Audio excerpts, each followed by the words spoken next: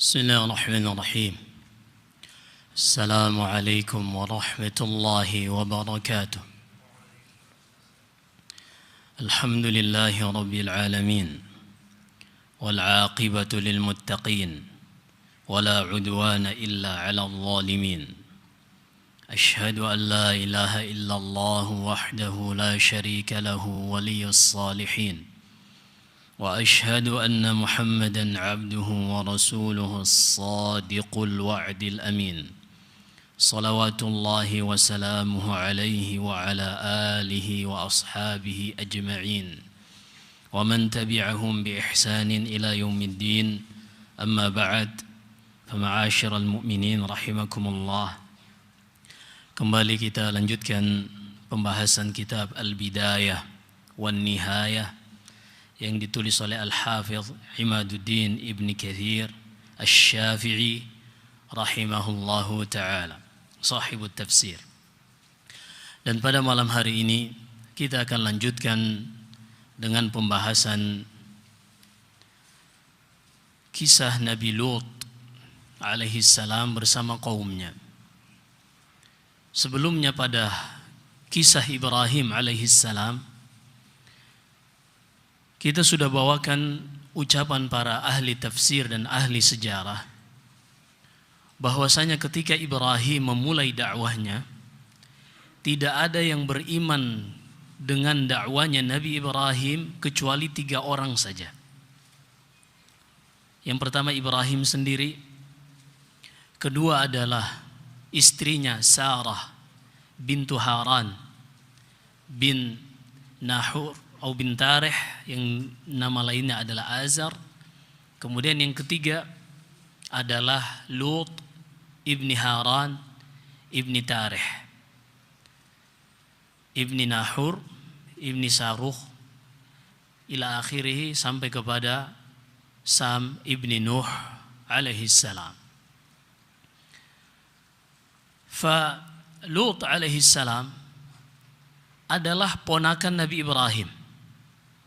Karena ayah Ibrahim namanya Tarih atau dalam bahasa lain Azar, yang disebutkan di dalam Al-Quran tentang nama ayah Ibrahim di dalam suratul An'am adalah Azar. Allah berfirman, wa idh qala Ibrahimu li abihi Azar. Dan ingatlah tatkala Ibrahim berdakwah kepada ayahnya yang bernama Azar. Azar ini memiliki 3 anak laki-laki. Yang pertama Ibrahim, yang kedua Haran, yang ketiga adalah Nahur. Haran ini adalah ayah dari Lut alaihi salam. Sehingga Nabi Lut adalah ponakan dari Nabi Ibrahim.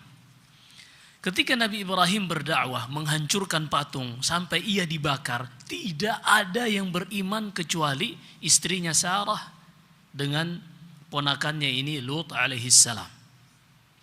Hingga akhirnya Allah berfirman, wa najjaynahu wa lutan ilal ardi allati barakna fiha lil alamin. Dan kami selamatkan ia, yaitu Ibrahim, dari gangguan orang-orang kafir setelah dibakar tidak mempan dan seterusnya. Akhirnya Allah menyelamatkan ia dan Nabi Lut diperintahkan untuk berhijrah ke negeri yang diberkahi, yaitu Ardhus Syam, negeri Syam yang tepatnya adalah di daerah Harran di Palestina. Akhirnya pergilah Nabi Ibrahim bersama istrinya dan ponakannya ini Lut alaihi salam. Dan istri dari Nabi Ibrahim adalah Sarah bintu Haran. Jadi saudari dari Lut alaihi salam. Jadi ponakannya. Dan ini syariat umat terdahulu, boleh seorang menikahi ponakannya. Sebagaimana juga kita sudah sebutkan pada kisah Ya'qub, yang mana ia menggabungkan dalam pernikahan antara Lia dan adiknya Rahil. Artinya 2 orang bersaudara, adik kakak perempuan, menjadi istri dari Ya'qub alaihi salam. Sebagaimana yang kita sudah sebutkan kisahnya pada pertemuan sebelumnya. Dan ini boleh min qabli an tunazzalat Taurah, sebelum turun Taurat. Kata Ibnu Katsir rahimahullah, setelah turun Taurat, syariat ini sudah dihapus.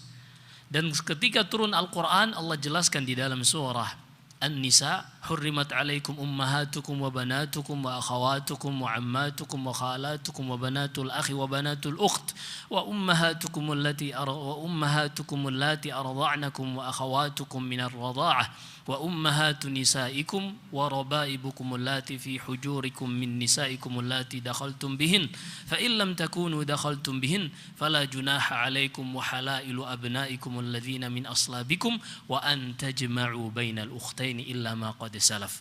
Kemudian wal muhsanatu minan nisa. Ada 14 yang diharamkan. Di antaranya adalah wa an tajma'u bainal ukhtain, yaitu kalian menggabungkan, berpoligami, yang mana menikahi istri pertamanya dengan istri keduanya atau ketiga atau keempat adik kakak. Ini haram di dalam syariat Nabi kita Muhammad sallallahu alaihi wasallam, dan di dalam hadis kata Nabi sallallahu alaihi wasallam, wa an tujma'ul mar'atu ma'a ammatiha.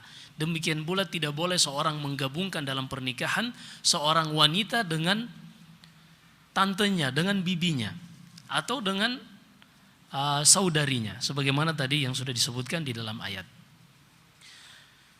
Maka di sini di antara hikmah kita mempelajari sirah para nabi, dengannya kita bisa mengetahui mana syariat umat-umat terdahulu yang masih diwarisi oleh umat kita Muhammad sallallahu alaihi wasallam, umat Nabi Muhammad, dan mana yang syariat yang terhapus. Kemudian di antara dua ini ada syariat yang tidak ada penjelasan apakah dia terhapus ataukah tetap diamalkan. Dan ini kita sudah bahas bagaimana sikap kita terhadap syariat yang demikian pada pertemuan-pertemuan sebelumnya. Baik. Ketika sampai di Harran, banyak peristiwa yang terjadi tentang Ibrahim dan kita sudah sebutkan pada tempatnya sebelumnya. Nabi Ibrahim memerintahkan ponakannya ini, Lut alaihissalam, untuk pergi berdakwah ke sebuah negeri yang bernama Sadum, yang kita kenal dengan Sodom. Ini sebuah daerah yang terdiri dari 7 desa. Pergilah Nabi Lut alaihissalam. Di sana ia berdakwah sebagaimana dakwah para rasul. Allah berfirman, "Wa ma arsalna min qablika min rasulin illa nuhi ilaihi annahu la ilaha illa ana fa'budun." Di dalam surat Al-Anbiya, tidaklah kami mengutus seorang nabi pun sebelummu wahai Muhammad, melainkan kami perintahkan ia untuk mengajak umatnya hanya beribadah kepada Allah Subhanahu wa taala saja dan menjauhi segala yang diibadahi selain Allah. Ini dakwah pertama Nabi Lut alaihissalam. Ternyata di perjalanan umatnya ini melakukan banyak kemungkaran. Yang ini yang akan kita bahas insyaallah ta'ala. Karena ada sebagian orang mengatakan, menisbatkan diri kepada da'i, bahwasanya umatnya Nabi Lut ini tidak melakukan kekufuran, tidak melakukan kesyirikan. Mereka dibinasakan hanya karena melakukan maksiat. Ini menyelisihi Al-Quran yang akan kita bahas insyaallah ta'ala.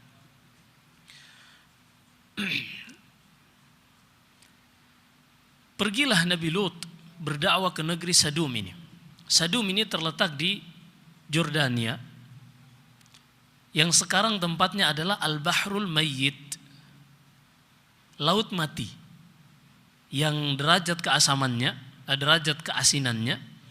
Jadi setiap 1 liter itu ada 300 gram garam. Adapun pada air laut biasa setiap 1 liter hanya 30 gram. Sehingga tidak ada makhluk hidup yang bisa hidup di tempat tersebut. Dan ini ada kaitannya dengan kaum Sodom ini. Kita akan bahas insyaallah ta'ala. Di akhir nanti kita sebutkan. Berdakwahlah Nabi Lut alaihissalam kepada kaumnya. Berdakwah mengajak mereka untuk mentauhidkan Allah. Dan memperingatkan mereka tentang kemungkaran-kemungkaran yang mereka lakukan. Apa saja kemungkaran yang mereka lakukan? Yang pertama, ini tindakan-tindakan kriminal yang dilakukan oleh kaumnya Nabi Lut. Yang pertama adalah mereka ingkar dan kafir terhadap Nabi Lut. Mereka tidak mau beriman kepada Nabi Lut. Ini dosa yang paling besar. Ini dosa yang utama yang membuat mereka dibinasakan oleh Allah Subhanahu wa ta'ala. Sebagaimana umat-umat terdahulu dibinasakan karena kekufuran dan kesyirikan yang mereka lakukan. Dalilnya di dalam Al-Quran, Allah Subhanahu wa ta'ala berfirman di dalam surat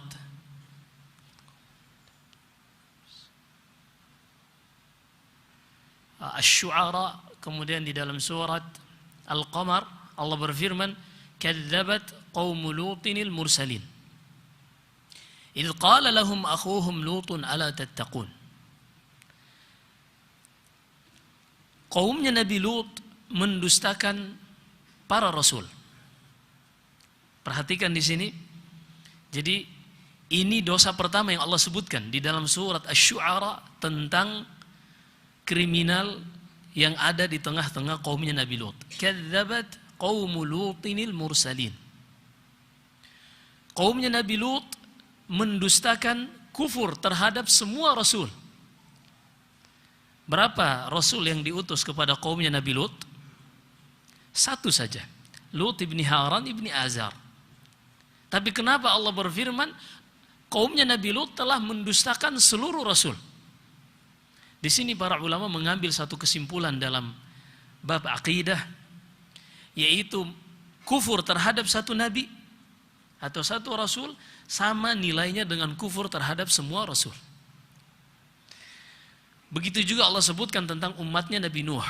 Nuh alaihi salam adalah rasul pertama yang Allah utus kepada penduduk bumi. Tidak ada rasul sebelumnya. Yang ada hanyalah nabi. Di antaranya Adam, Syith. Ini semua nabi, tapi bukan rasul. Adapun rasul yang pertama adalah Nuh alaihi salam berdasarkan nas Al-Quran dan sabda Nabi sallallahu alaihi wasallam dalam hadis Asy-Syafa'atil Uzma yang sudah sering kita bawakan. Tapi Allah berfirman di dalam surat Asy-Syu'ara, "Kadzabat qaum Nuhinil mursalin." Kaumnya Nabi Nuh telah mendustakan seluruh rasul. Padahal mereka hanya pernah melihat satu rasul kemudian mereka dibinasakan. Tapi Allah masih menyebutkan mereka telah mendustakan seluruh rasul termasuk Muhammad sallallahu alaihi wasallam. Padahal mereka tidak hidup pada zaman Nabi kita sallallahu alaihi wasallam. Kenapa? Karena mendustakan satu rasul sama dengan mendustakan seluruh rasul. Karena hakikat rasul dia hanyalah perantara dari yang mengirim. Rasul di dalam bahasa Arab dari risalah. Risalah artinya surat. Surat ini dibawa oleh seseorang, nah yang membawa surat ini disebut rasul. Surat ini berasal dari siapa? Apakah dari rasul ini? Ataukah ada yang mengirimnya, ada yang mengutusnya? Ada yang mengutusnya. Nah yang mengutus semua rasul dari zaman Nabi Nuh sampai Nabi kita sallallahu alaihi wasallam adalah Allah Subhanahu wa ta'ala yang ada di atas langit. Untuk menyampaikan risalah kepada hamba-hambanya. Karena Allah sudah mewajibkan terhadap dirinya, wa ma kana Allahu wa ma kunna mu'adzibina hatta nab'atsa fi ummiha rasulan yatlu 'alaihim ayatin wa ma kana Allahu muhlikal qura hatta yab'atsa fi ummiha rasulan yatlu 'alaihim ayatina wa ma kunna muhlikil qura illa wa ahluha zalimun. Tidak pernah Allah akan mengazab, membinasakan suatu negeri sampai Allah mengutus kepada negeri tersebut seorang rasul yang membacakan kepada mereka ayat-ayat Allah. Allah sudah wajibkan pada dirinya. Inna alaina lal huda. Wajib bagi kami untuk menjelaskan hidayah. Sementara Allah Subhanahu wa ta'ala juga sudah memutuskan di dalam sunnahnya Allah tidak akan berbicara langsung kepada manusia. وَمَا كَانَ لِبَشَرٍ أَن يُكَلِّمَهُ اللَّهُ إِلَّا وَحْيًا أَوْ مِنْ وَرَاءِ حِجَابٍ أَوْ يُرْسِلَ رَسُولًا. Sehingga Allah Subhanahu wa ta'ala dengan hikmahnya Allah mengutus seorang rasul sebagai ujian bagi rasul itu sendiri dan bagi umat yang diutus kepada mereka sang rasul. Maka seorang yang mendustakan rasul pada hakikatnya dia tidak mendustakan rasul tersebut. Karena Rasul tadi hanya perantara antara yang mengutus dan tujuan risalah itu dikirim atau diutus. Mereka mendustakan siapa? Allah Subhanahu wa taala yang mengutus para rasul. Sehingga kalau kaumnya Nabi Nuh mendustakan rasul, kaumnya Nabi Lut mendustakan satu rasul, sama saja mendustakan semua rasul, karena setiap rasul tujuan dakwanya adalah sama. Sebagaimana yang kita bacakan di dalam surat Al-Anbiya tadi, tidaklah kami utus seorang rasul sebelummu wahai Muhammad, melainkan dakwanya adalah mengajak umatnya untuk beribadah hanya kepada Allah dan menjauhi segala yang diibadahi selain Allah. Ini tujuan utama dakwah para rasul. Namun mereka ada perbedaan sedikit pada tata cara melakukan peribadahan tersebut. Jadi perbedaannya pada tata cara melakukannya, bukan pada tujuan ibadah itu diserahkan. Baik. Ini yang pertama, yang dari kriminal yang dilakukan, tindakan kriminal yang dilakukan oleh kaumnya Nabi Lut adalah mereka kufur kepada Nabi Lut, mendustakan para rasul. Dan juga Allah berfirman di dalam surat Al-Qamar, kadzabat qaum Lutin bin nuzur. Kaumnya Nabi Lut ini mendustakan peringatan. Kalau tadi mereka dustakan adalah pembawa peringatan, pembawa risalah, yaitu Rasul Nabi Lut alaihi salam. Pada surat Al-Qamar Allah sebutkan yang mereka dustakan adalah konten atau isi dari yang dibawa oleh Nabi Lut alaihi salam. Dan di antara aqidah ahli sunnah wal jamaah, sebagaimana yang disebutkan Syekh Muhammad bin Salih Al-Utsaimin rahimahullah, tidaklah Allah mengutus seorang Rasul melainkan Allah turunkan kepadanya kitab. Tidaklah Allah mengutus seorang Rasul melainkan Allah turunkan kepadanya kitab. Dengan kitab inilah Rasul tersebut membimbing kaumnya. Ibrahim diturunkan kepadanya kitab atau tidak? Diturunkan. Apa nama kitabnya? Tidak disebutkan namanya, hanya disebutkan penisbatannya. Inna hadza lafi suhufil ula, suhufi Ibrahim wa Musa. Di sini suhuf Ibrahim tidak dinamakan. Adapun suhufnya Musa disebutkan pada ayat yang lain. Apa itu? At-Taurah wa atainahu wa katabna lahu fit Taurati min kulli syai'in mau'izatan wa tafsilan li kulli syai'in fakhudha biquwwatin wa'mur qaumaka ya'khudhu bi ahsaniha sa'urikum daral fasiqin. Allah sebutkan penamaan Taurah di dalam surat Al-A'raf pada kisah Nabi Musa. Maka Syekh Ibnu Utsaimin rahimahullah menjelaskan, ahli sunnah wal jamaah meyakini bahwasanya setiap rasul Allah berikan satu kitab. Hanya saja ada dari kitab ini yang Allah sebutkan namanya dan ada yang tidak disebutkan. Beliau berlandaskan pada firman Allah di dalam suratul Hadid pada halaman terakhir paling atas sebelah kiri. Allah berfirman, laqad arsalna rusulana bil bayyinati wa anzalna ma'ahumul kitab wal mizan. Kami telah mengutus rasul-rasul kami dengan bukti yang nyata dan kami turunkan kepada mereka kitab. Di sini Allah sebutkan rasul, kemudian Allah sebutkan kami berikan kepada mereka kitab. Hanya saja ada dari kitab-kitab tersebut yang disebutkan namanya sehingga wajib bagi kita untuk beriman secara spesifik. Seperti yang diturunkan kepada Musa adalah Taurah, yang diturunkan kepada Isa adalah Injil, yang diturunkan kepada Daud alaihissalam Zabur, wa ataina Dawud Zabura dalam suratul Nisa, dan kita beriman yang diturunkan kepada Nabi kita Muhammad sallallahu alaihi wasallam adalah Al-Qur'an. Adapun selain dari ini ada yang diberikan kitab. Allah sebutkan seperti tentang Yahya ibni Zakaria. Allah sebutkan di dalam surat Maryam, khudhil ya Yahya khudhil kitaba biquwwah wa atainahul hukma sabiyya. Wahai Yahya ibni Zakaria, peganglah kitabmu dengan kuat dan kami berikan ia kenabian dalam keadaan dia masih kecil. Ini di antara nabi yang diberikan kenabian sejak kecil. Karena kebanyakan nabi menjadi nabi diangkat pada usia 40 tahun. Kecuali Zakaria dan Isa alaihimassalam. Adapun tentang Nabi Isa, qala inni abdullahi atani alkitab wa ja'alani nabiyya. Aku adalah hamba Allah, kata Isa, Beliau berbicara ketika baru lahir. Aku adalah hamba Allah, ia berikan kitab kepadaku dan ia menjadikanku nabi. Ini ketika ia baru lahir. Baik. Maka kaum Nabi Lut mendustakan kitab hidayah yang diturunkan kepada Nabi Lut lewat kitab yang diturunkan kepadanya. Kadzabat qaum Lutin bin Nuzur. Kaumnya Nabi Lut telah mendustakan kitab peringatan yang dibawa oleh Nabi Lut. Apa nama kitab Nabi Lut? Wallahu a'lam. Tapi kita meyakini Allah telah menurunkan kitab kepada Nabi Lut. Begini ahli sunnah wal jamaah ketika meyakini salah satu rukun iman dari 6 rukun iman, yaitu al-iman bi kutubillah, beriman akan kitab-kitab yang telah Allah turunkan kepada rasul-rasulnya. Ada keimanan yang sifatnya umum, yaitu tadi kita sebutkan tidak ada seorang rasul pun melainkan Allah turunkan kepadanya kitab, dan ada keimanan secara spesifik, yaitu nama-nama yang sudah Allah sebutkan kepada Rasul dan juga kandungan yang terdapat khususnya di dalam Al-Quran. Dan di antara keimanan juga adalah kita mengimani apa yang disebutkan dari Ahlul Kitab, baik dari Taurat atau Injil, dan dibenarkan oleh Al-Quran.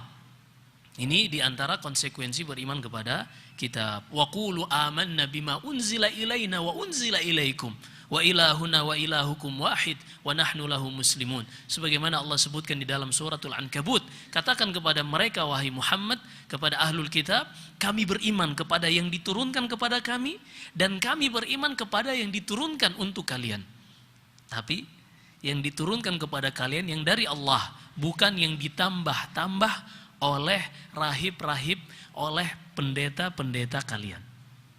Ini biar tidak diselewengkan lagi oleh orang-orang liberal. Oh, berarti kita harus toleransi dong.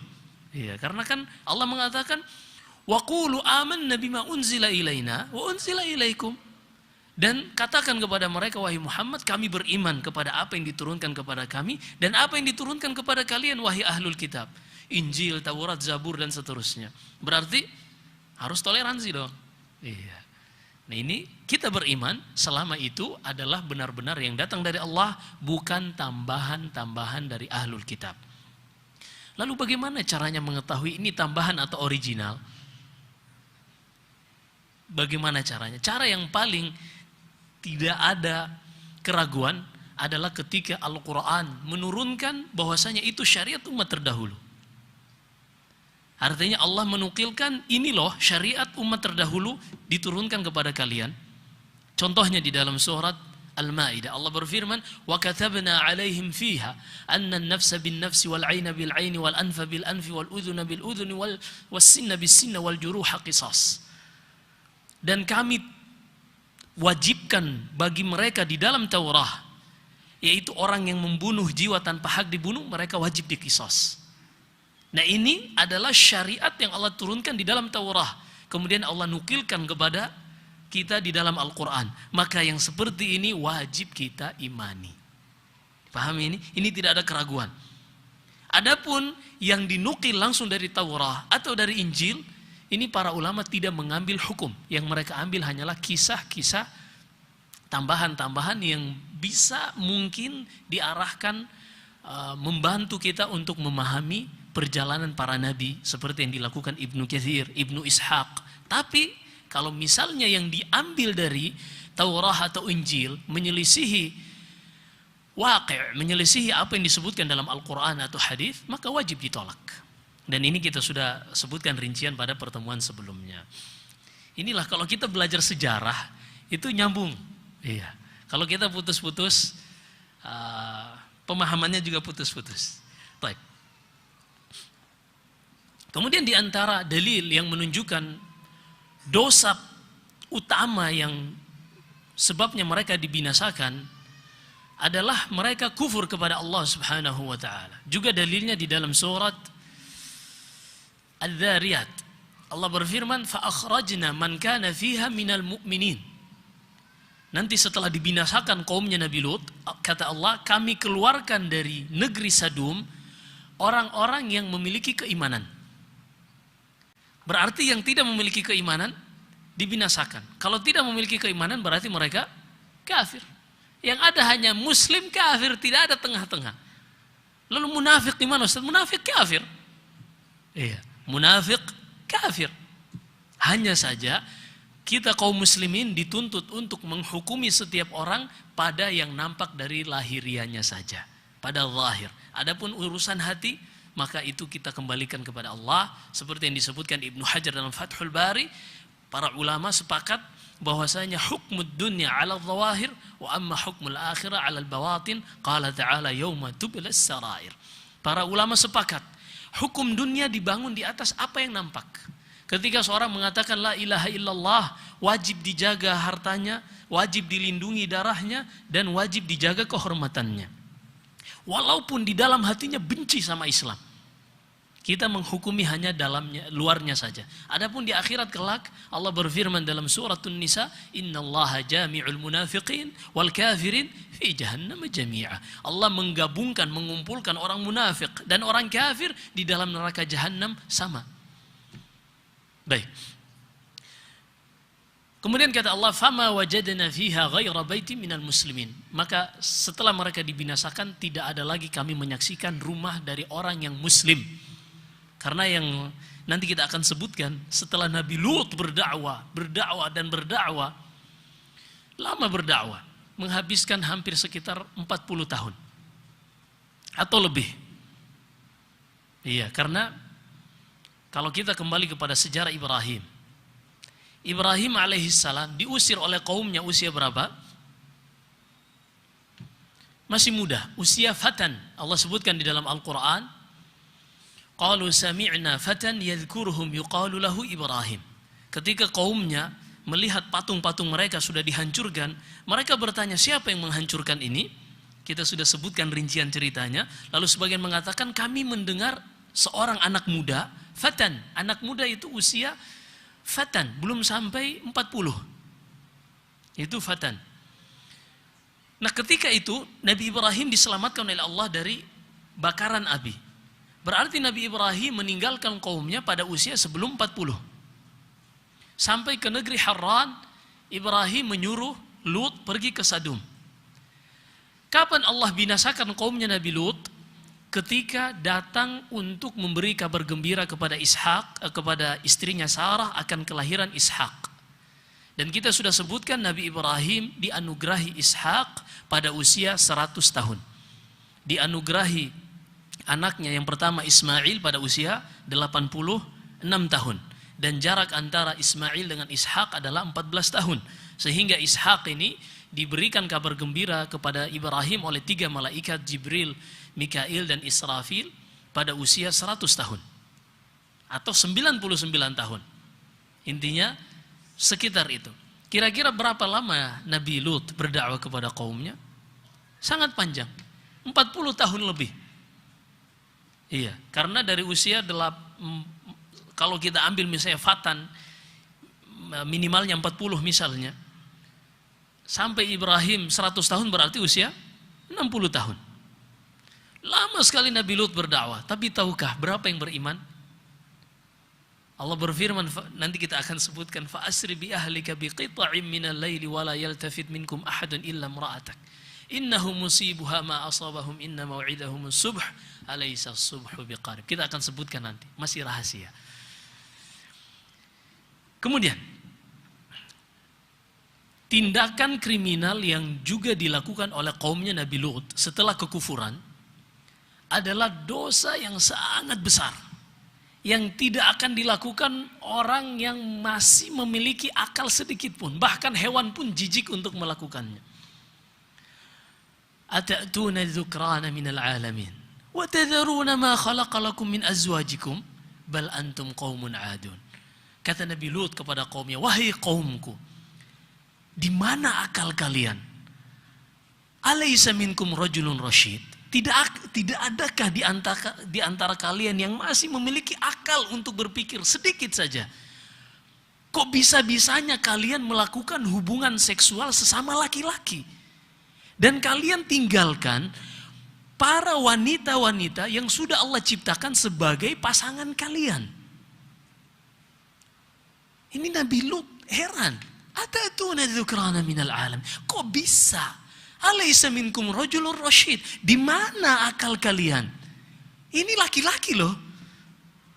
Kalian juga laki-laki. Saya jeruk makan jeruk.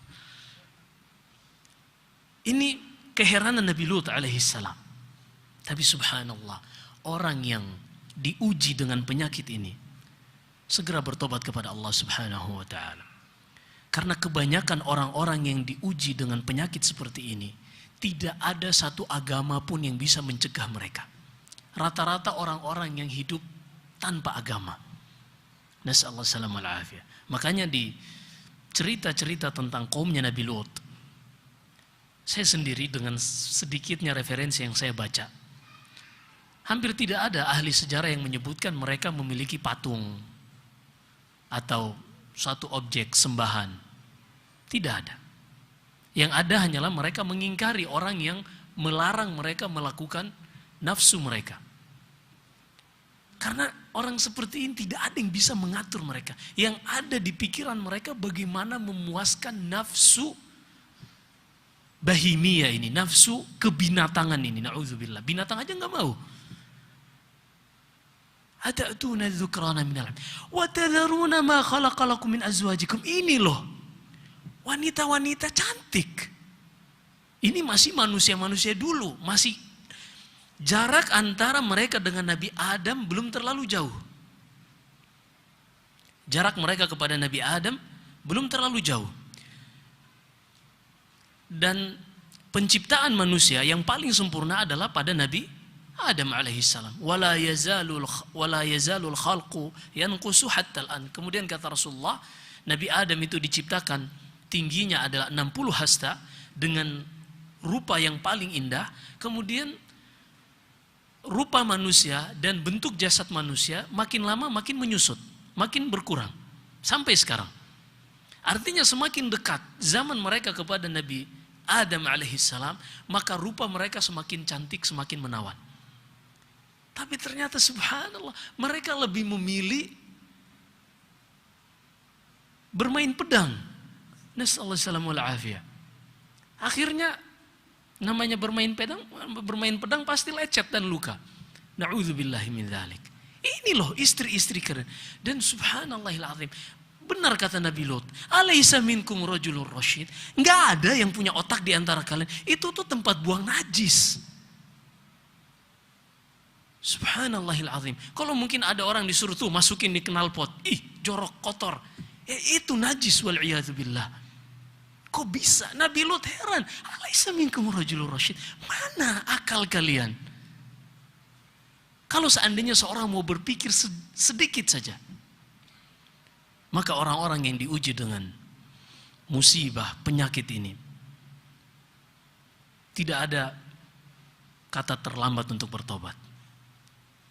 Allah Subhanahu wa taala dalam Sahih Muslim atau selainnya kata Nabi sallallahu alaihi wasallam, "Innallaha yabsutu yadahu bil-lail liyatuba musii'un nahar wa yabsutu yadahu bin-nahar liyatuba musii'ul lail."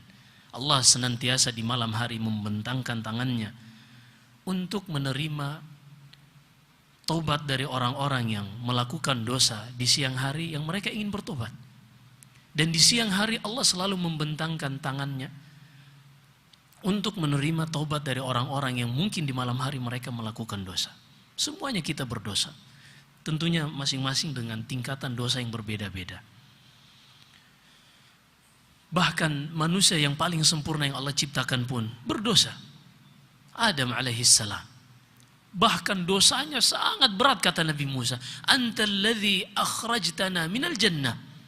Wahai Adam kata Nabi Musa dalam Sahih Bukhari dan selainnya, engkau yang mengeluarkan kami loh dari surga Adam. Begitu Nabi Musa komplain kepada Nabi Adam.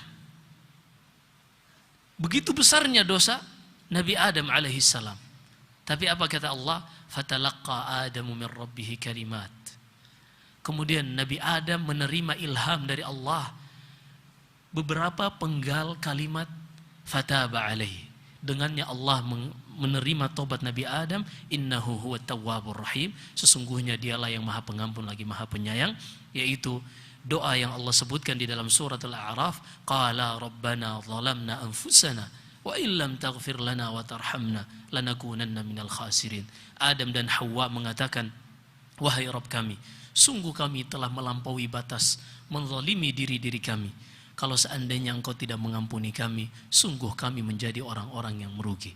Maka orang-orang yang diuji dengan penyakit ini, penyakit homoseksual, baik itu laki-laki dengan laki-laki ataupun perempuan dengan perempuan, ketahuilah itu ujian dari Allah Subhanahu wa taala. Dan itu penyakit. Dan yang namanya penyakit, yang namanya dosa, selalu Allah Subhanahu wa taala membukakan tangannya untuk menerima taubat kita. Tidak ada kata terlambat untuk bertobat. Akan tetapi tentunya tidak setiap kasus akan kita sikapi sama. Ada beberapa hal yang berat seorang bertobat darinya karena godaan hasyratnya terus mengajaknya kepada hal tersebut. Maka yang seperti ini, hijrahlah. Hijrah, benar-benar hijrah dengan merealisasikan 3 syarat taubah. Yang pertama, seorang menyesal telah melakukan dosa tersebut. Yang kedua, dia bertekad untuk tidak kembali melakukannya. Atau yang kedua, dia langsung tinggalkan amalan tersebut, dosa tersebut. Kemudian yang ketiga, dia bertekad untuk tidak kembali melakukannya dengan hijrah, meninggalkan hal tersebut. Dan hijrah ada 2 jenis. Yang pertama, seorang pindah dari satu tempat kepada tempat lain yang lebih kondusif untuk dia bisa menjaga hatinya, menjauhkan dirinya dari teman-teman yang buruk yang akan mengajaknya dan mengingatkannya kembali untuk terjun kembali pada dosa tersebut. Kemudian hijrah yang kedua adalah meninggalkan amalan tersebut, sebagaimana kata Nabi SAW yang dinukil oleh Al-Bukhari dalam kitab sahihnya secara muallaq, wal muhajiru man hajara ma nahallahu an. Dan seorang yang berhijrah, dia dikatakan sebagai muhajir adalah ketika dia meninggalkan apa yang Allah Subhanahu wa taala haramkan. Baik. Di antara dosa dan tindakan kriminal yang dilakukan oleh Nabi Lut, kaumnya Nabi Lut, astagfirullah, kaumnya Nabi Lut adalah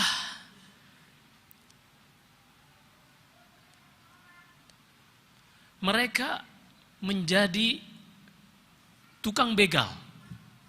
Iya. Allah berfirman di dalam surat Al-Ankabut, وَتَقْطَعُونَ السَّبِيلَ وَتَأْتُونَ فِي نَادِيكُمُ الْمُنْكَرِ.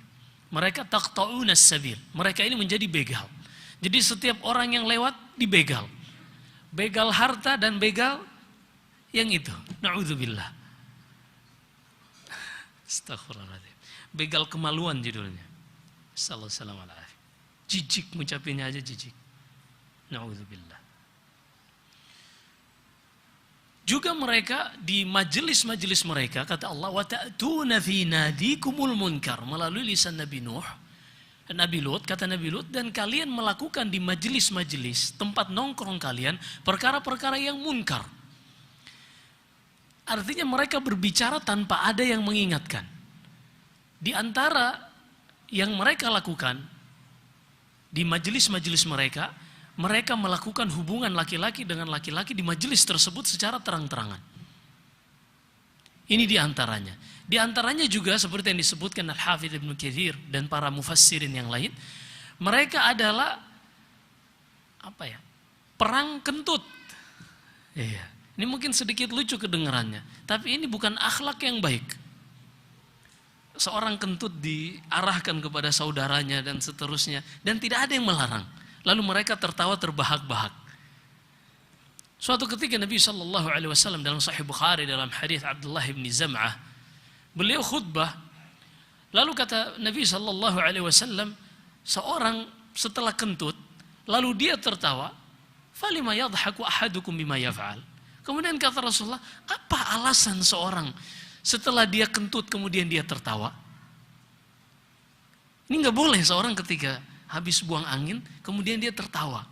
Atau misalnya biasanya ini anak-anak muda ngobrol, tiba-tiba ada yang buang angin, lalu tertawa terbahak-bahak, lalu dijadikan bahan lelucon. Ini nggak boleh. Ini nggak boleh. Dan ini bukan di antara akhlak yang baik. Juga di antara kemungkaran yang mereka lakukan, disebutkan Al-Hafidz dalam Al-Bidayah wan Nihayah, Al-Hafidz Ibnu Katsir, adalah mereka melakukan di majelis-majelis mereka, tempat-tempat nongkrong mereka, sabung ayam, adu domba, benar-benar adu domba ya. Apa istilahnya? Adu domba ya.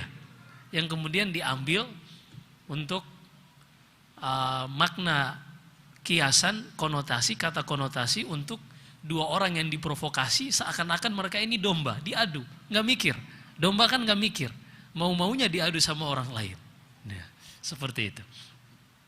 Makanya sebagian salaf, diantaranya Asy-Syafi'i rahimahullah, datang beberapa orang kepada mereka, sebagian salaf, lalu mengatakan, ya imam, fulan yatakallamu fika kada wa kada.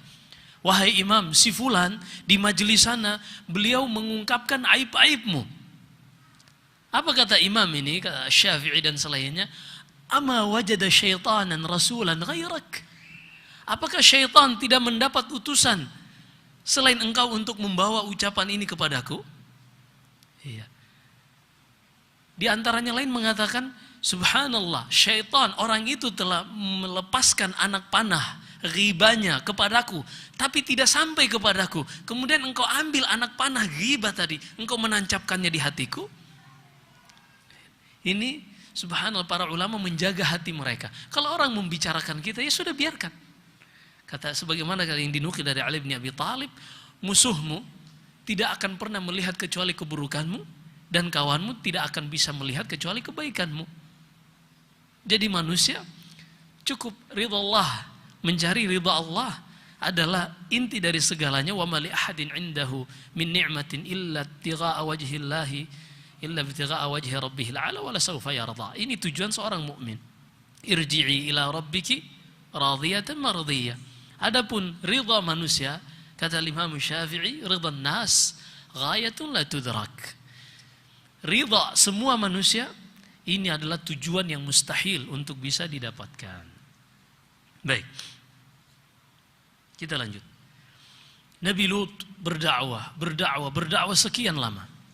Apa jawaban mereka? Fama kana jawab qaumihi illa an qalu akhriju ala Lut min qaryatikum innahum unasun yatatahharun. Jawaban mereka, wahai Lut, jawaban mereka, wahai kaum, mari kita satukan kekuatan, kita usir keluarga Lut ini, Lut dan keluarganya dari desa kita. Karena mereka ini manusia yang sok suci. Nah, ini dari dulu ya. Melabeli orang-orang yang tidak sepakat dengan kaum pelangi ini dengan orang-orang yang sok suci. Iya. Seakan-akan mereka ini kurang open minded. Seakan-akan kaum pelangi lah yang open minded, yang mau menerima mereka ini menghargai hak asasi manusia, yang mau menerima pemikiran mereka inilah yang open minded dan seterusnya. Ternyata ini sejak zamannya Nabi Lut. Innahum unasun yatatahharun. Awas ada orang-orang suci, awas lewat orang-orang suci. Mari kita keluarkan mereka dari negeri kita. Mengolok-olok. Yang harusnya manusia yang suci, yaitu para nabi, adalah makhluk yang dimuliakan. Tapi bagaimana mereka bisa membuat suatu framing hingga kalimat yang tinggi ini menjadi kalimat olok-olok yang sangat rendah. Kesucian itu pada zaman kaumnya Nabi Lut ini menjadi sesuatu yang sangat rendah. Udahlah, nggak usah sok suci lah. Na'udzubillahi min dzalik. Lihat bagaimana ketika maksiat perlahan seterusnya hingga akhirnya Allah Subhanahu wa taala ketika maksiat tersebut telah sampai puncaknya, Allah membinasakan mereka. Wa ma fasha zina fi qaumin hatta a'lanu biha illa adzina Allah bi ihlakiha. Tidaklah suatu penyakit zina dan yang semisalnya merebak di suatu desa, di suatu negeri, sampai mereka mengiklankan, artinya mereka terang-terangan melakukannya, melainkan Allah akan izinkan untuk negeri tersebut dibinasakan. Baik, kita lanjut. Ini balasan kaum Nabi Lut. Bahkan mereka mengatakan, "I'tina bi'adzabillahi in kunta minas shadiqin." Udah deh, nggak usah sok suci. Kalau memang engkau benar Rasul dan apa yang kau dakwakan ini hak, mana azab yang Allah janjikan? Mana azab yang kau janjikan? Datangkan. Na'udzubillah. Dan ini semua ucapan orang-orang yang tidak beriman kepada Rasul seperti itu. Atawasau bih, balhum qaumun taghut. Mereka ini telah saling mewasiati antara satu generasi ke generasi berikutnya, seperti itu sikap mereka terhadap para rasul. Baik. Akhirnya Nabi Lut alaihi salam berdoa, telah terpojok mau diusir. Di dalam surat Al-Ankabut Allah hikayatkan, qala rabbin surni 'alal qaumil mufsidin. Ya Allah, selamatkanlah aku dari para perusak di muka bumi ini. Jadi kaum pelangi ini, LGBT ini adalah para perusak. Yang pertama mereka rusak adalah cara berpikir. Rusak ya. Tempat keluar kotoran najis wal'iyadzubillah. Seorang muslim tidak sah sholatnya kalau itu belum dicuci, kalau habis dia buang air besar. Tidak sah sholatnya. Ada sedikit yang nyempil, nggak sah sholatnya. Kalau dia tahu hal tersebut masih ada aromanya, masih ada baunya, harus dia cuci. Ini aduh. Alaysa minkum rajulur rasyid. Coba mari sedikit berpikir. Na'udzubillah. Nyebutinnya pun salam alaihi. Tapi itulah, maka orang-orang yang diuji dengan penyakit ini, dengan fitnah ini, segera kembali kepada Allah. Teman-teman komunitas yang mereka seakan-akan mereka paling open minded, wallahi antum kena HIV AIDS tersiksa, nggak ada yang mengatakan sayang dan seterusnya. Kedzab. Orang-orang yang berdusta, mereka hanya akan mencari mangsa yang lain. Dan ini satu penyakit, beda antara laki-laki dengan perempuan. Ini dibangun di atas rasa cinta. Kalaupun itu perzinahan wal'iyadzubillah, ini adalah perkara yang Allah larang. Tapi kalaupun itu perzinahan antara laki-laki dan perempuan, sebatas itu saja karena dibangun di atas rasa cinta. Nah laki-laki dengan laki-laki ini dibangun di atas nafsu. Mau orang yang paling jelek dan seterusnya, sikat. Na'udzubillah. Bahkan nanti kita akan sebutkan ketika datang tamunya Nabi Lut, 3 orang, mereka enggak berpikir siapa mereka, langsung sikat. Ada barang baru sikat. Na'udzubillah. Ini akalnya hilang. Makanya kata Nabi Lut alaihi salam, qala rabbin surni 'alal qaumil mufsidin. Ya Allah, sudahlah. Habis putus asa Nabi Lut. Hatta idza stai'asa ar-rusul. Putus asa Nabi Lut, sudah berdakwah, tidak ada yang mau beriman. Justru mereka semakin mencari barang baru terus, objek baru terus. Korban baru lagi. Sampai kata Nabi Lut, ya Allah, sudahlah kalau gitu, selamatkan aku dan binasakan saja kaum ini. Nabi Lut, hamba yang bertakwa kepada Allah Subhanahu wa ta'ala. Kita lanjutkan insyaallah habis salatul isya. Wallahu a'lam, sallallahu alaihi wasallam ala nabiyina Muhammad.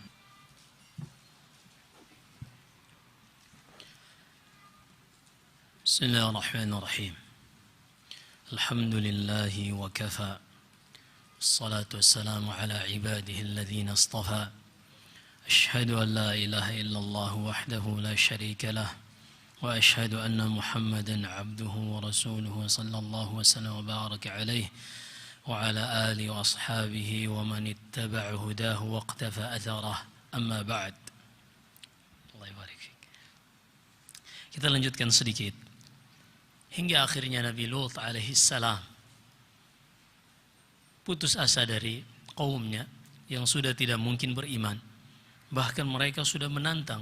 Qalu tina bi'adzabillahi in kunta minas shadiqin. Wahai Lut, kalau memang kau benar seperti yang kau dakwahkan, maka datangkan azab yang engkau janjikan dari Allah Subhanahu wa ta'ala. Qala rabbi ansurni 'alal qaumil mufsidin. Maka Nabi Lut alaihi salam mendoakan keburukan dan kebinasaan kepada kaumnya ini. Dan semua umat-umat yang dibinasakan dikarenakan doa Rasul mereka. Seperti doa Nabi Nuh alaihi salam, qala rabbi inna qaumi kadzabun faftah baini wa bainahum fathan wa najjini wa man ma'iya minal mu'minin. Hingga dibinasakan kaumnya Nabi Nuh. Demikian pula Saleh alaihi salam, Hud sebelumnya, kemudian Saleh, dan seterusnya. Baik, sekarang kita akan masuk apa yang Allah Subhanahu wa ta'ala kisahkan di dalam Al-Quran tentang proses dibinasakannya kaum Nabi Lut ini. Ketika Nabi Lut berdoa seperti tadi, Allah Subhanahu wa taala langsung mengabulkan doanya. Seperti firman Allah Subhanahu wa taala di dalam suratul Anbiya, "Wa Lutan atainahu hukman wa ilma wa najjaynahu minal qaryati allati kanat ta'malul khaba'ith innahum kanu qauma sau'in fasiqin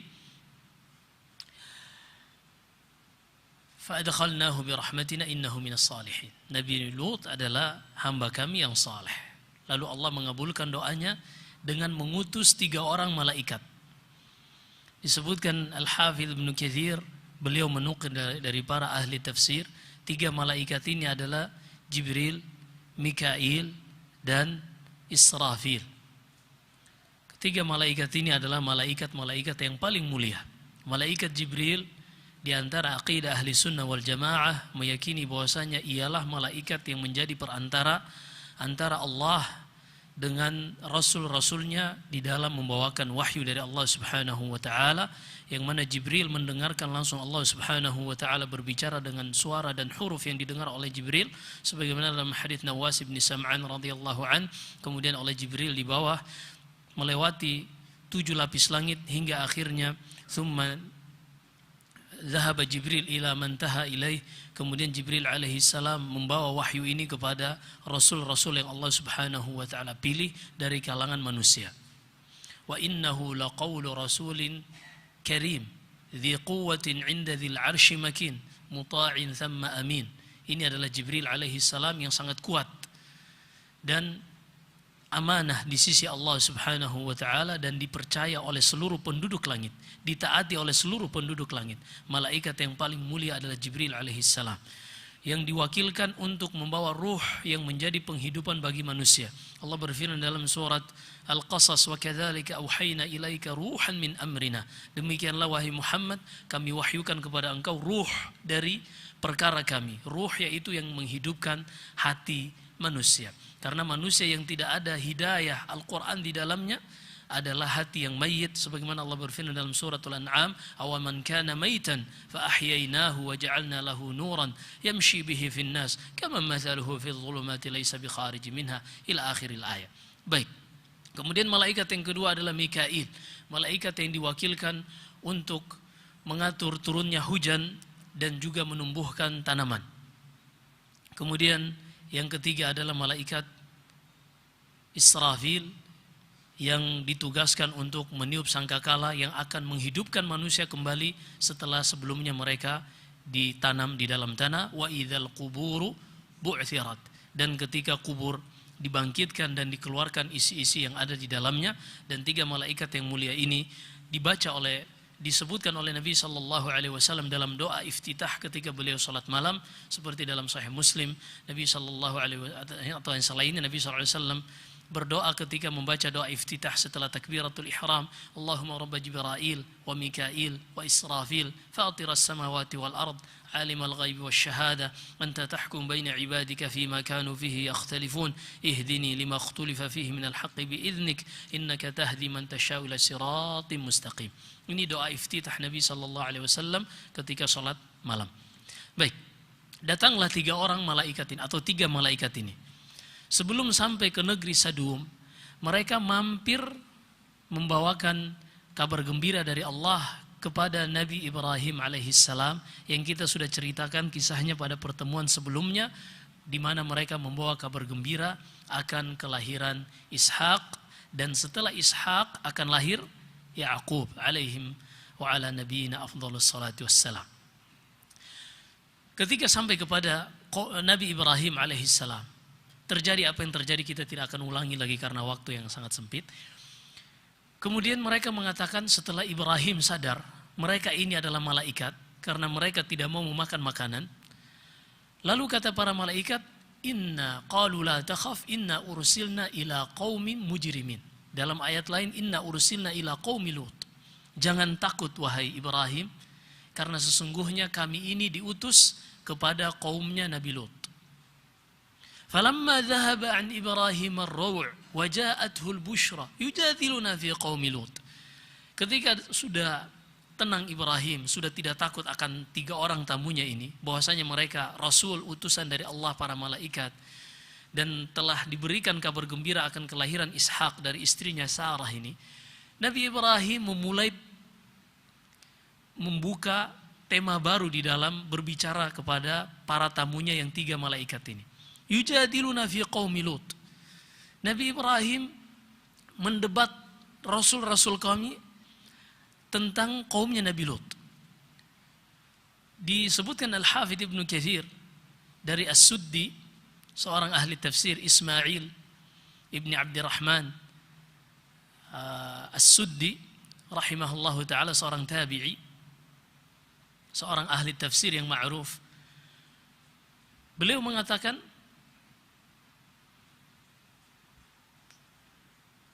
Nabi Ibrahim bertanya kepada para malaikat, atuhlikuna qaryatan fiha 300 mu'min. Wahai para malaikat, apakah kalau ada di dalam suatu negeri, suatu desa, 300 orang beriman, apakah kalian akan binasakan? Qalu la, kami tidak akan binasakan negeri tersebut karena ada orang beriman di dalam. Qala wa 100 mu'min, kalau begitu bagaimana kalau seandainya 200 orang yang beriman? Apakah kalian akan binasakan? Qalu la, kami tidak akan binasakan. Tapi kaumnya Nabi Lut lebih sedikit dari itu yang beriman. Qalu fa 40 mu'minan. Kalau begitu 40 orang beriman, apakah kalian juga akan binasakan? Enggak akan. Tapi kaumnya Nabi Lut lebih sedikit dari itu. Qala 14 mu'minan. Kalau begitu 14 orang beriman. Bagaimana kiranya? Apakah kalian akan binasakan juga? Qalu la, kami tidak akan binasakan. Tapi kaumnya Nabi Lut lebih sedikit dari itu yang beriman. Qala Ibrahim, lalu Ibrahim mengatakan, qala idza kana fi qaryatin mu'minun wahid atuhlikunaha. Kalau seandainya di suatu desa ada 1 orang beriman, apakah kalian akan binasakan? Kata para malaikat, tidak. Qalu nahnu a'lamu biman fiha lanunajjiyannahu wa ahlahu illa imra'atahu kanat minal ghabirin. Wahai Ibrahim, a'rid an hadha. Innahu qad jaa amru rabbik wa innahum atihim adzabun ghairu mardud. Wahai Ibrahim, kami lebih mengetahui siapa penduduk yang tinggal di negeri Sadum. Kami mengetahui berapa jumlah yang beriman, dan kami akan selamatkan Nabi Lut dan keluarganya kecuali istrinya. Kita akan sebutkan kenapa istrinya tidak ikut diselamatkan oleh para malaikat. Kami akan selamatkan Nabi Lut. Artinya kalaupun kami binasakan, kami hanya akan binasakan para pelaku penyimpang seksual ini, para orang-orang kafir yang tidak mau taat kepada Nabi Lut alaihissalam, yang akan kami binasakan mereka. Adapun Lut dan orang-orang yang beriman bersamanya kami akan selamatkan kecuali istrinya. A'rid an hadha. Ya sudah Ibrahim, jangan lagi mendebat kami tentang urusan ini. Nahnu a'lamu biman fiha. Kami malaikat berdasarkan wahyu dari Allah lebih mengetahui tentang siapa yang berada di dalam negeri Sadum. Enggak usah debat kami tentang ini, karena sudah pasti keputusan Allah, Allah akan binasakan mereka. Berjalanlah 3 malaikat ini. Walamma anja'al bashir walamma anja'at rusuluna lutan si'a bihim wa dhaqa bihim dhar'a wa qala hadha yawmun 'asib. Ketika 3 malaikat ini berjalan, mereka berjalan ketika berbicara dengan manusia, mereka berubah wujud menjadi wujud manusia. Dan ini diantara kelebihan malaikat yang Allah berikan kepada mereka. Mereka bisa berubah menjadi manusia. Sehingga Nabi Musa menempeleng malakul maut. Jibril alaihi salam datang dalam wujud manusia hingga berbicara kepada Nabi sallallahu alaihi wasallam, bertanya tentang apa itu Islam, apa itu iman, apa itu ihsan, dalam Sahih Muslim dari hadis Umar bin Khattab. Dan kebanyakannya Jibril datang dalam rupa Dihya ibni Khalifah al-Kalbi, seorang sahabat yang tampan sekali di antara sahabat Nabi sallallahu alaihi wasallam. Datanglah 3 orang ini dalam rupa pemuda-pemuda yang tampan. Kesukaan para pecinta terong ini. Datanglah mereka. Ada beberapa riwayat disebutkan Ibnu Katsir dari ahlul kitab, dari Taurat dan Injil, dan ini kita sudah bahas ya, boleh atau enggaknya kita sudah bahas pada pertemuan sebelumnya. Di antara riwayat yang menyebutkan juga dinukil oleh As-Suddi rahimahullah, suatu ketika anak Nabi Lut, jadi Nabi Lut memiliki 2 anak perempuan. Yang pertama namanya Arithah, sebagian menyebutkan namanya Raithah. Yang kedua adalah Daguthah. Nah, Arithah ini yang kecil sedang mengambil air di sungai di negeri Sadum. Air yang dulu sumber kehidupan di daerah Sadum ini.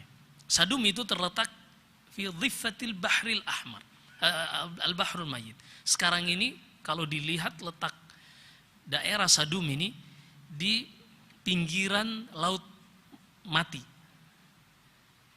Nah, dulu di situ ada air yang digunakan untuk minum, untuk tanaman, bahkan disebutkan sebagian ahli sejarah Nabi Lut salah satu profesinya adalah bertani. Ya, karena semua nabi bekerja. Semua nabi bekerja. Mereka tidak ada yang makan dari dakwah mereka. Kana Daud najjaran. Nabi Daud adalah seorang tukang kayu, pandai besi. Nabi Sulaiman, apa profesinya? Raja. Iya. Dan nabi-nabi yang lain. Nabi kita Muhammad SAW pedagang sebelum beliau diangkat sebagai rasul. Kemudian beliau menjadi seorang nabi. Dan diantara nafkah beliau adalah dari ghanimah. Baik. Si anak perempuan ini, Arithah ini, sedang mengambil air di sungai. Tiba-tiba datang 3 orang nyamperin. Faqalu hal min manzil. Lalu 3 orang ini yang malaikat tadi dalam wujud anak muda yang sangat tampan, klimis dan seterusnya. Bertanya, adakah rumah yang bisa kami tumpangi untuk malam ini? Karena ketika itu matahari hampir terbenam. Dalam keadaan sang anak perempuan ini mengetahui bahwasanya kaumnya Nabi Lut melarang Nabi Lut untuk menerima tamu. Qalu awalam nanhaka 'anil 'alamin. Ini di antara ucapan mereka, wahai Lut, kami telah melarang engkau untuk menerima tamu. Karena Nabi Lut ini selalu melarang mereka untuk melakukan perbuatan bejat mereka. Nabi Lut saja yang melarang, yang lainnya tidak ada yang melarang. Bayangkan 7 desa ketika mereka ngumpul-ngumpul melakukan hubungan itu secara terang-terangan, melakukan maksiat, akhlak yang kalau sudah terjatuh dalam penyakit itu, akal sudah rusak, habis semua akhlak. Habis semua akhlak. Tidak ada yang mengingkari kecuali Nabi Lut. Akhirnya sang anak ini, ala rislikum. Sebentar. Sungai ini terletak di awal desa Sadum, negeri Sadum. Tunggu di sini, jangan masuk dulu ke negeri Sadum. Lalu sang anak ini segera berlari ke rumah ayahnya, lalu mengatakan, wahai ayahku ya abatah, di sana ada 3 orang anak muda, ma ra'aitu wujuhan ahsan mi wujuhihim. Tidak pernah aku melihat wajah yang lebih tampan dari wajah mereka. Maka segeralah adrikhum, segera datangi mereka, jangan sampai menjadi mangsa para pecinta terong ini. Akhirnya segera datang Nabi Lut. Lalu kata Nabi Lut, hadza yaumun asib. Ini musibah ini. Kedatangan tamu yang tampan-tampan seperti ini musibah. Pertama karena Nabi Lut sudah dilarang oleh kaumnya. Kemudian yang berikutnya, Nabi Lut tidak ingin menjadikan tamunya ini sebagai korban berikutnya. Fayu'arid alaihim kalam. Al-Ma'arid. Akhirnya Nabi Lut mengatakan, sebenarnya di desa sebelah itu lebih bagus kalau kalian datangi. Desa sini orangnya akhbasun nas, manusia yang paling bejat di negeri ini. Gak usah masuk ke negeri ini. Ternyata sebagian ahli tafsir menyebutkan, sengaja para rasul ini, para malaikat ini diutus untuk mendengar, jangan langsung membinasakan kaum Nabi Lut sampai mereka mendengarkan langsung Nabi mereka mempersaksikan tentang kaum mereka. Karena Nabi, Rasul diutus, fakaifa idza ji'na min kulli ummatin bisyahid ji'na bika 'ala haula'i syahida.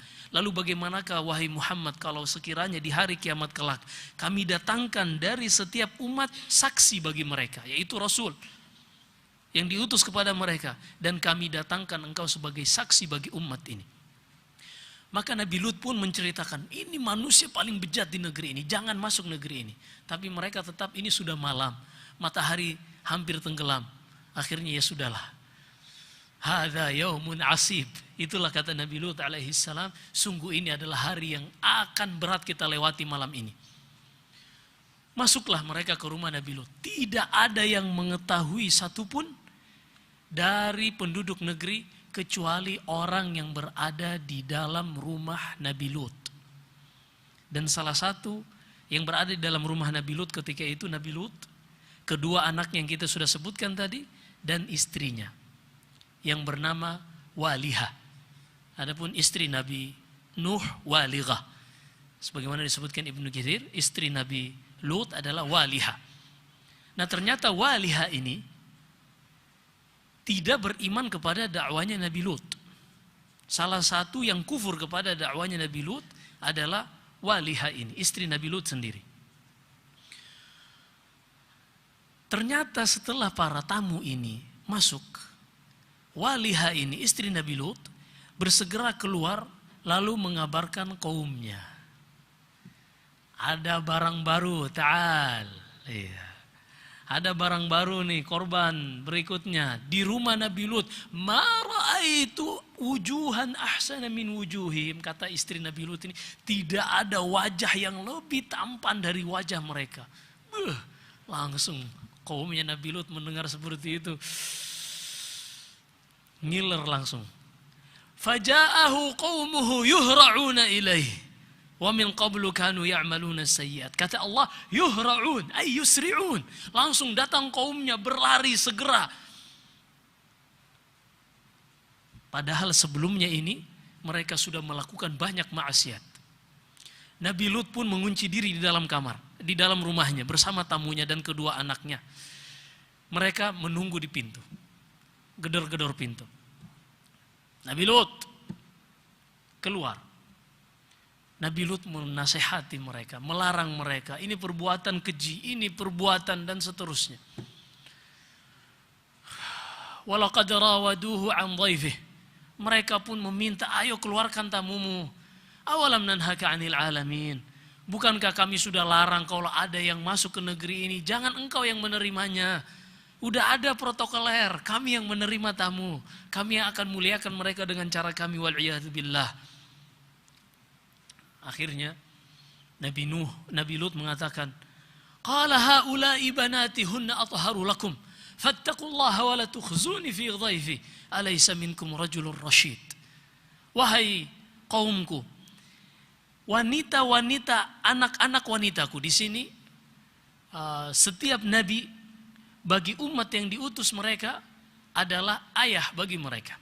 Sebagaimana dalam qiraah sebagian sahabat pada firman Allah dalam suratul Ahzab, an-nabiyyu aula bil mu'minina min anfusihim wa azwajuhu ummatuhum wa huwa abun lahum.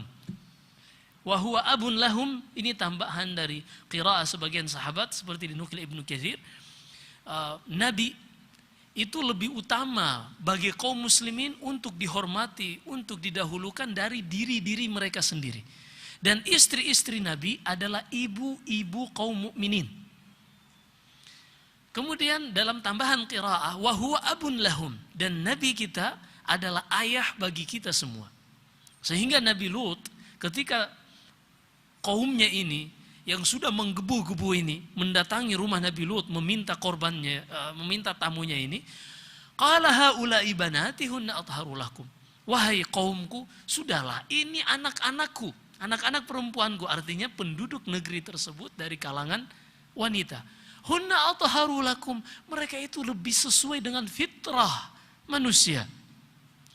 Di alam semesta ini ada positif dan negatif. Wa min kulli syai'in khalaqna zawjayn la'allakum tadhakkarun. Dan segala sesuatu yang ada di alam semesta ini, kata Allah, kami ciptakan berpasangan. Coba antum pakai sendal, dua-duanya kanan. Kira-kira dibilang apa tuh kalau lagi di pertemuan resmi? Kan lucu. Seperti itu, semua di alam semesta ini Allah ciptakan berpasang-pasangan. Laki-laki dengan perempuan, ini normalnya. Hanya kan mereka ini orang-orang yang abnormal.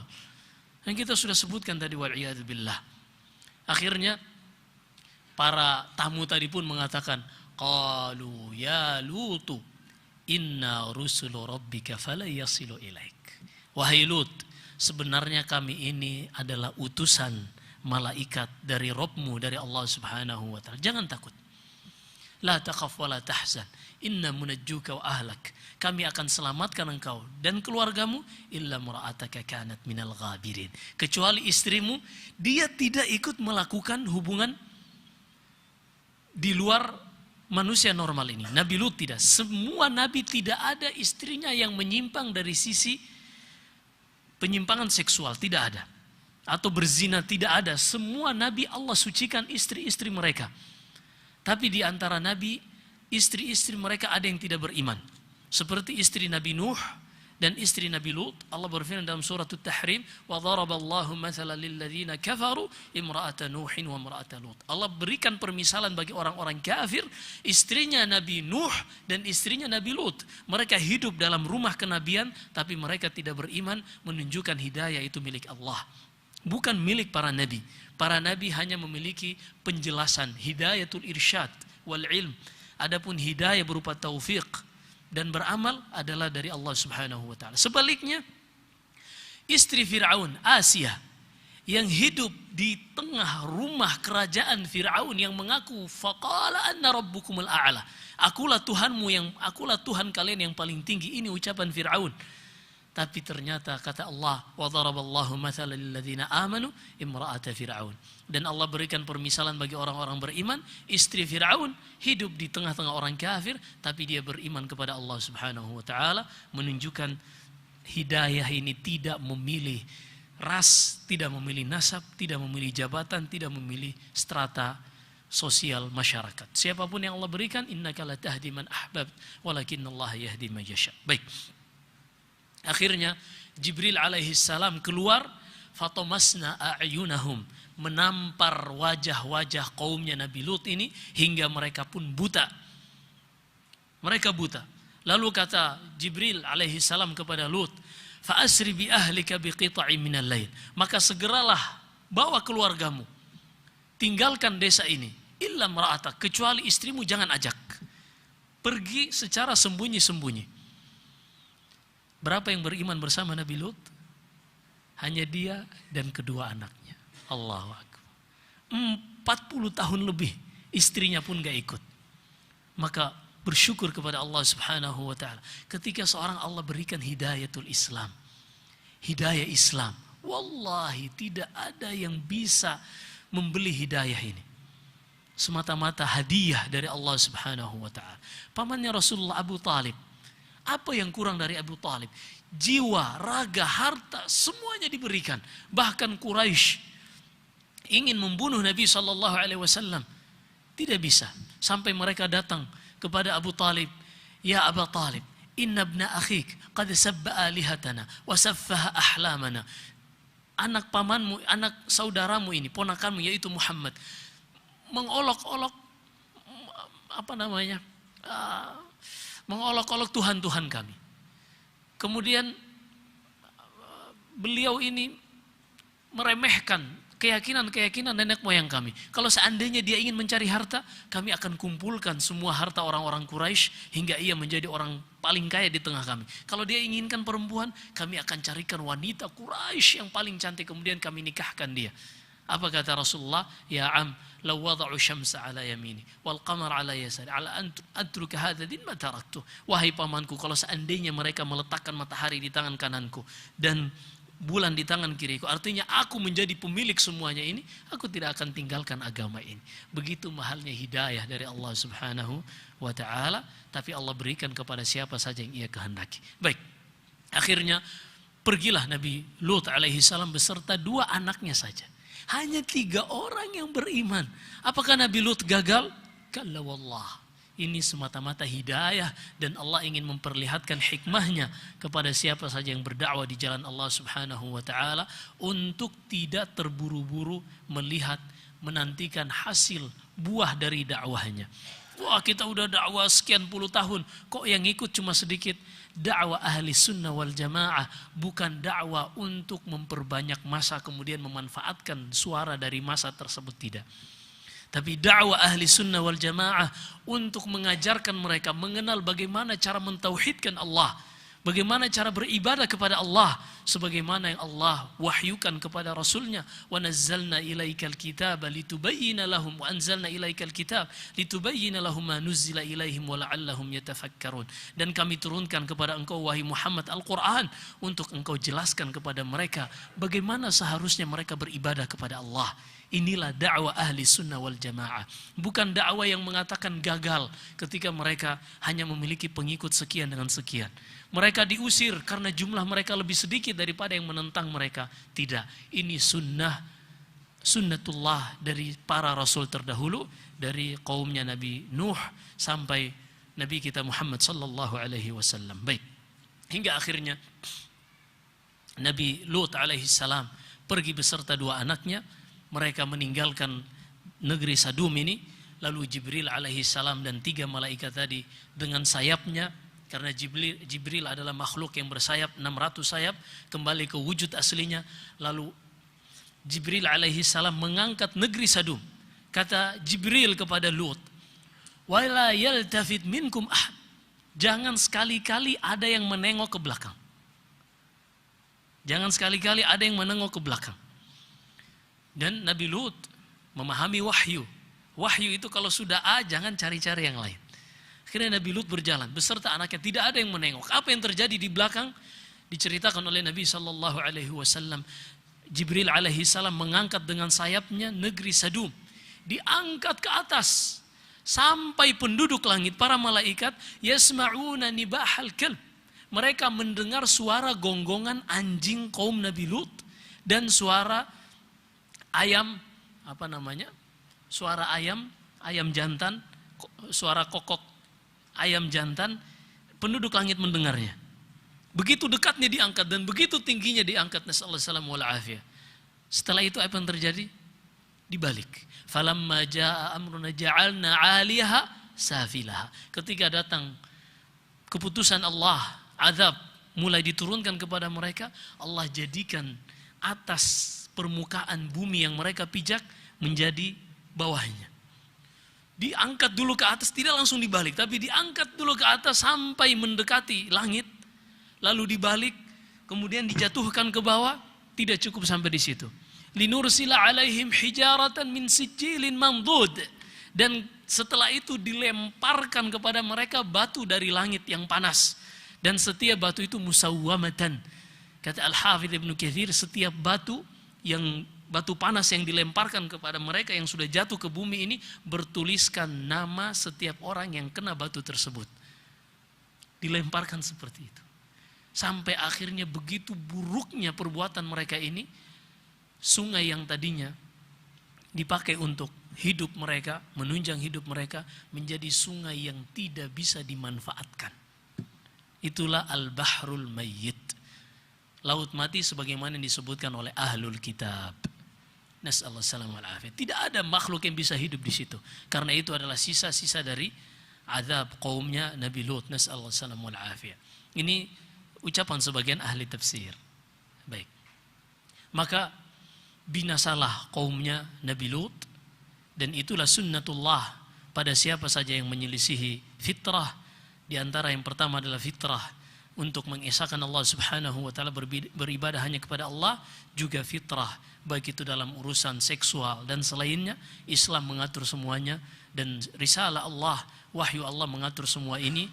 Dan Allah subhanahu wa ta'ala menjamin kita dengan takdirnya, kemudian Allah mengatur kita dengan syariatnya. Pahami ini, Allah menjamin kita dengan takdirnya, sehingga tidak ada yang kita khawatirkan di muka bumi ini. Dan Allah mengatur kita dengan syariatnya, sehingga kita hidup dengan mencapai maslahat di muka bumi ini. Ya ayyuhalladzina amanu stajibu lillahi walir rasuli idza da'akum lima yuhyikum. Maka semua apa yang Allah syariatkan terdapat kemaslahatan dan kehidupan bagi kita semua. Wallahu alam. Kemudian kata Allah menceritakan tentang kaum Syuaib yang kita akan sebutkan pada pertemuan berikutnya.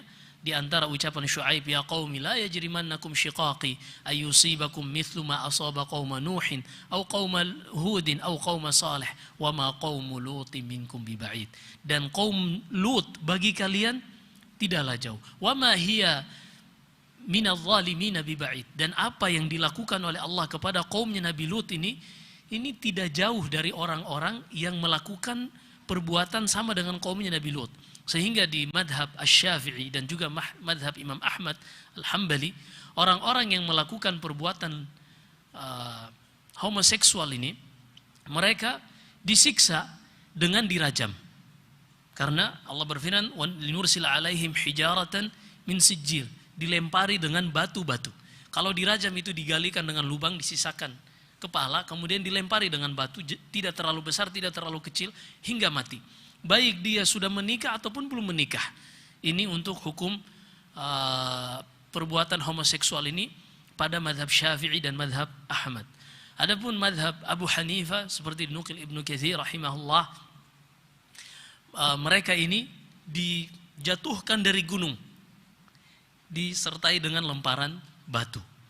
Na'udzubillah, ini adalah perbuatan kaum yang sangat buruk. Tidak pernah ada yang melakukan homoseksual ini sebelum datangnya kaum Nabi Lut. Dan ini juga berlaku bagi perempuan dengan perempuan, laki-laki dengan laki-laki, semuanya menyelisihi fitrah yang kita kenal dengan kaum pelangi. Mereka ingin memperindah ucapan-ucapan, julukan-julukan bagi mereka, tapi tetaplah terong-terong, jeruk lawan jeruk, tetap jeruk lawan jeruk. Nasallahu salamul afiyah. Yang namanya pedang dengan pedang pasti berdarah-darah. Nasallahu salamul afiyah. Baik, kita cukupkan sampai di sini. Bagi yang kita ulangi, bagi yang diuji dengan penyakit ini, dengan fitnah ini, dengan musibah ini, segera kembali kepada Allah. Tidak ada yang tidak sembuh. Ma anzalallahu da'an illa wa anzala ma'ahu syifaan. Tidak pernah Allah menurunkan satu obat, melainkan Allah juga menurunkan penawarnya. Alimahu man alima wa jahilahu man jahila. Akan tetapi ada yang mengetahui dan ada yang tidak mengetahui obat dari penyakit tersebut. Demikian pula Allah senantiasa membentangkan tangannya untuk menerima manusia yang bertobat hingga matahari terbenam hingga matahari terbit dari barat dan nyawa sudah sampai di kerongkongan. Apabila ada benarnya semata-mata datangnya dari Allah, ada kesalahan dan kekurangan faminu minasyaitan. Wa astaghfirullahi wa lakum wa akhiru da'wana alhamdulillahirabbil alamin. Mohon maaf sudah terlalu panjang.